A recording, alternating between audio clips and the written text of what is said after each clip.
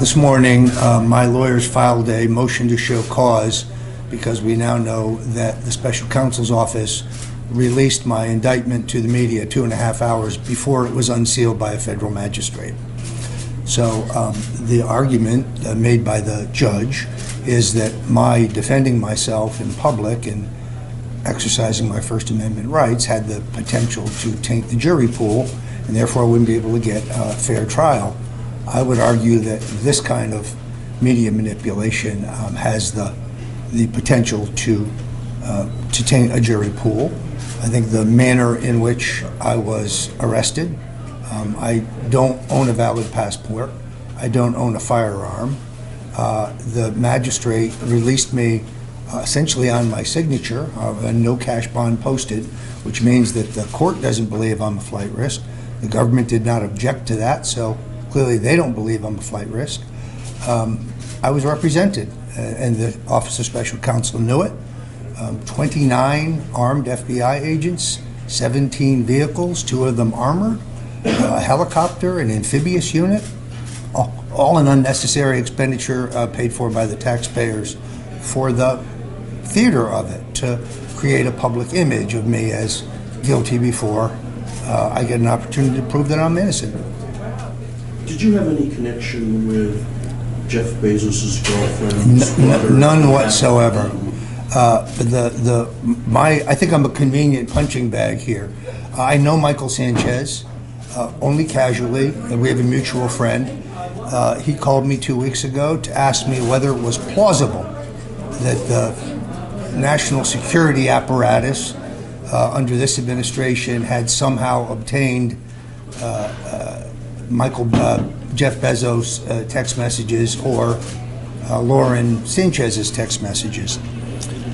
He told me that the Amazon security people had conducted an investigation and that they had concluded that neither one of those cell phones had been hacked.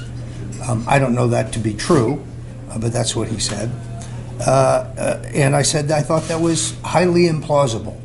Use of the national security apparatus for that would be illegal. I don't think they'd carry it out if they did get such an order. I doubt they did get such an order. I really don't think this is political.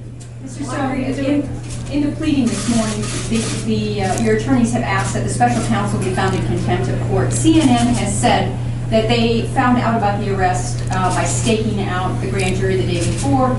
They saw the prosecutors walking by with suitcases, assumed that they were going to Florida, and it happened like that's how they said it went down. What are your thoughts on CNN's explanation? I think that is implausible. First of all, my attorney learned that I had been arrested not from the special counsel's office, not from the DOJ, but from a CNN reporter. That reporter sent him a draft copy of my indictment, not the copy with the pacer markings, but a draft that showed it had been created the day before. CNN also says they've been staking out my house every Friday for months. The security cameras show no such thing. And in fact, a CNN reporter called me the day before to ask me for my home address. I think it's abundantly clear from the video camera, which I sent to the Senate and House Judiciary Committee, that CNN showed up 50 minutes before the FBI, that they set up their camera 10 minutes before the FBI arrived. That would have to be the shortest stakeout in American history. This is the greatest coincidence since the Reichstag fire. Mr. Stone, shortly after your arrest, you said that it was 29 officers and I believe 19 vehicles. 17. 17 vehicles. How did you get those numbers? Did you count as you were being let out of your house in handcuffs? Or where did you get those I counted by looking at the security camera video. I did count the it was but you easy. hadn't seen the video. You were taken immediately to the courthouse, so you wouldn't have seen the video before you I confirmed those numbers. I did a mental count because I was standing out in front of the house for an hour. So you counted the vehicles and the officers? Well, the vehicles were obvious. They were all lined up on the same street. Okay. There's been some speculation that your outspokenness since your arrest and continuing to defend the president is some kind of a bid to get a pardon from him. Is there any truth to that? I've not had a discussion about a pardon with anybody, including the president, nor have my lawyers. You've gone on record saying that you do not think that Donald Trump is going to be running for re-election. Do you still believe that? Well, what I said was I thought it was possible that he would not run for re-election. And that I think got misconstrued, particularly by the British press.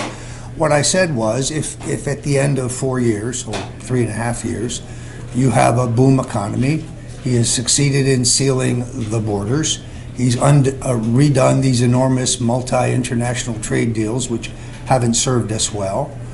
He has brought crime levels down in the country. It basically achieved his goals. Then I thought it was entirely possible that he could ride off into the sunset and go down as one of our greatest presidents. To this day, I don't believe he ran for president to be someone. He ran for president to do something. And therefore, if he feels he's done it at the end of 4 years, I think it's conceivable. Why he would want to subject himself to the vituperation and the torrent of hate that he and his family get every day, it has to be wearing. But so I thought it was possible that he would choose not to run based on the fact that he'd achieved the things he ran on. I would add to that withdrawing us a substantial number of troops from our foreign entanglements where our inherent national interests are not clear. All right, thank you very much. Thank you. Thank you.